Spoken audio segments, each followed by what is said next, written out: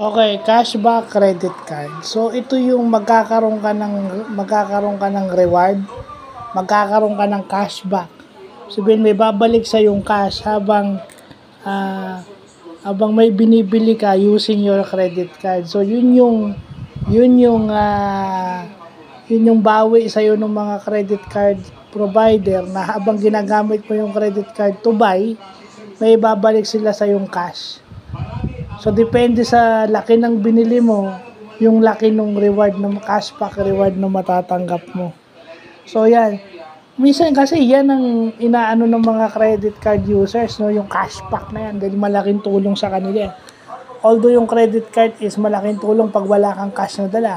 Pero pag yung cashback naman, kung marunong ka naman mag-control, pwede. Pero disadvantage yan kapag hindi ka marunong mag-control. At siyempre, pag credit card ka, matutukso ka talaga na bumili.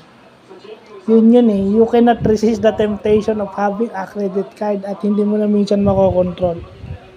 Yun ang disadvantage. So, sinabi na natin yung advantage at sinabi na rin natin yung disadvantage. Kaya maraming nababaon sa utang sa credit card kasi yung credit limit nila minsan nag-exceed. So, yun lang po.